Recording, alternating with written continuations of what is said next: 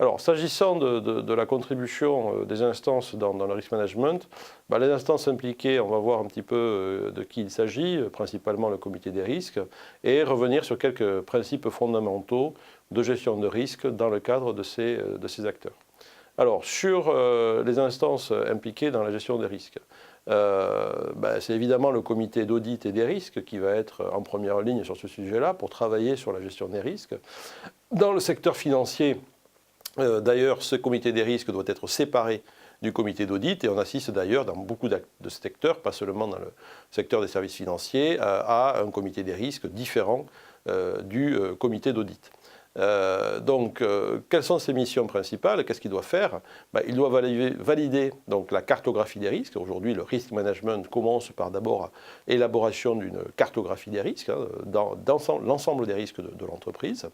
Ensuite, un comité des risques qui va veiller au bon fonctionnement du contrôle interne de l'entreprise. J'y reviendrai tout à l'heure. Et notamment, il va être destinataire des rapports de contrôle et des rapports d'audit qui sont faits par les services opérationnels de l'entreprise. Et comme je l'indiquais, dans le secteur bancaire, le comité des risques est séparé du comité d'audit depuis une réglementation qui date de l'année dernière. Donc, vous voyez, donc là, une vraie volonté de voir émerger ces fonctions-là. D'ailleurs, d'un point de vue plus opérationnel, on s'aperçoit que les directions de risque apparaissent au même niveau que les directions financières au sein des comités exécutifs.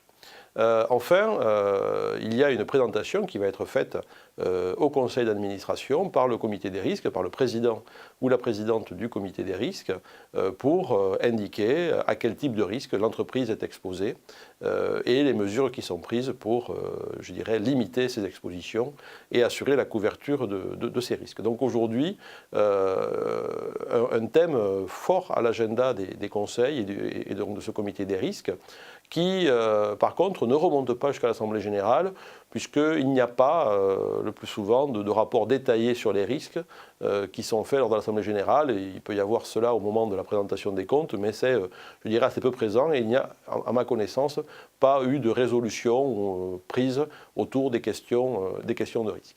Alors, quelques principes fondamentaux dans ce travail de risk management. Il faut donc être capable d'identifier les risques de toute nature via cette cartographie, bien comprendre la dynamique de ces risques en lien avec l'activité de l'entreprise. Il faut mettre en œuvre des plans d'action visant à traiter les risques, voir si on cherche à les supprimer, voir si l'on cherche à les prévenir, voir si on met en place des dispositifs pour se protéger, ou parfois voir si on met en place des dispositifs pour les transférer. Donc un travail, pas simplement d'évaluation et de connaissance des risques, mais également un plan d'action pour se protéger des effets négatifs de ces risques.